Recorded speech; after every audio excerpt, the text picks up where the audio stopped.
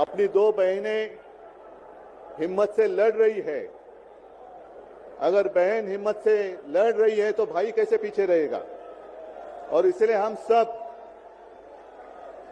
दोनों अपनी जो बहनें हैं, कल्पना जी हैं, सुनीता जी हैं, आप चिंता मत करो। सिर्फ हमें नहीं, पूरा अपना देश, हिंदुस्तान आपके साथ में है। देश में जो स्थिति है मैं दोहराना नहीं चाहूंगा।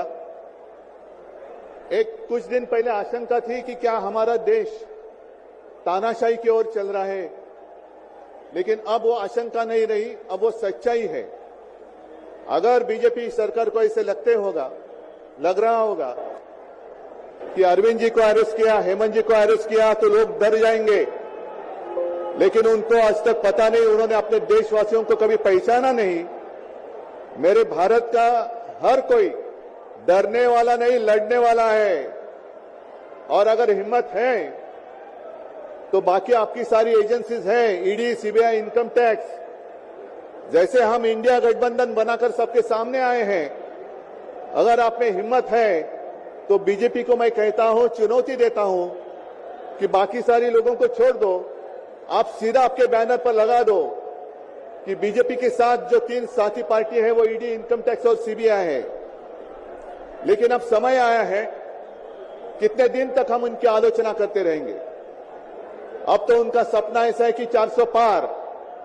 मैं पूरे देश को आह्वान करना चाहता हूं कि एक व्यक्ति और एक पार्टी की सरकार देश के लिए खतरनाक हो गई है, और अब वो समय आया है कि एक पार्टी और एक व्यक्ति की सरकार नहीं चलेगी। पूरे देश को मैं आह्वान करता हूं कि हम सबको अब चाहिए, मजबूत देश चाहिए, और मिलीजुली सरकार हमें लानी ही होगी। देश में जितने सारे प्रांत हैं, जितने सारे राज्य हैं, उनका सम्मान करने वाली सर्वतोमुखी सरकार अगर हम लाते हैं तो ही देश बच सकता है, नहीं तो फिर आपका सवाल है, आपका भविष्य आप किसके हाथ में देना चाहते हो। हम सारे आए हैं चुनाव के प्रचार के लिए नहीं आए हैं, हम प्रजातंत्र की रक्षा के लिए आए हैं। और कैसी सरकार है, अरविंद जी के ऊपर इल्जाम लगा दिया, डाल दिया जेल में, हेमंत जी के ऊपर इल्जाम लगा दिया, डाल दिया जेल में। ये कौन सा तरीका है। इनके पास जितने सारे लोग हैं, मैं आपके सामने आने से पहले कुछ पत्रकारों के साथ वार्तालाप कर रहा था और उन्होंने कहा कि उद्धव जी अब उन्होंने इनको साथ में ले लिया, उनको साथ में ले लिया। जिनके ऊपर भ्रष्टाचार के आरोप खुद भाजपा ने लगाए थे, उनको उन्होंने वॉशिंग मशीन में डालकर साफ सुथरा नहला धोला कर अपने मंच पर विराजित कर दिया। तो आप क्या विश्वास रख सकते हैं। जितने देश में भ्रष्ट लोग हैं, उन सारे लोगों को इकट्ठा लेकर बीजेपी देश को विकास के राह पर लेके जा सकता है। भ्रष्ट लोग देश का विकास कर सकते हैं। तो ये सारी उनकी जो बातें हैं, आज जो अपनी रैली है, किसी ने कहा कि बीजेपी ने इस रैली को ठगों का मेला कहा है। क्या आप सारे लोग ठग हैं। मेरे देश के वासी, मेरे देश प्रेमी लोग क्या ठग हैं। ये तो भ्रष्ट लोग हैं, भ्रष्टाचारी लोग हैं जो भाजपा में है, जुमलेबाज लोग हैं। और मैं ये भी जानता हूं, मुझे याद है कि कुछ दिन पहले उत्तर भारत के सारे किसान दिल्ली आना चाहते थे, नहीं आने दिया। उनके जो रास्ते थे उसमें खिले डाल दिए, उनके ऊपर टीयर गैस छोड़ा, लाठीचार्ज किया।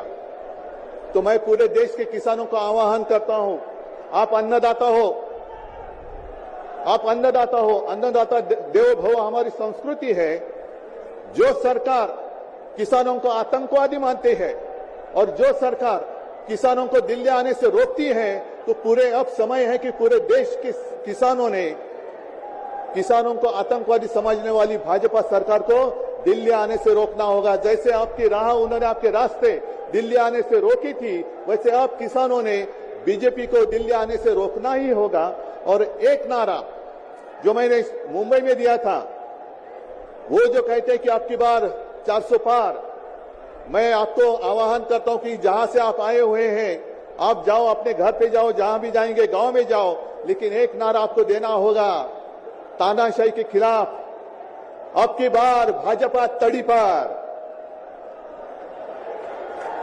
अब की बार भाजपा तड़ी पार। और ऐसे तानाशाही करने वाली सरकार अब हम दिल्ली आने नहीं देंगे। यही शपथ लेकर आगे हमें जाना होगा।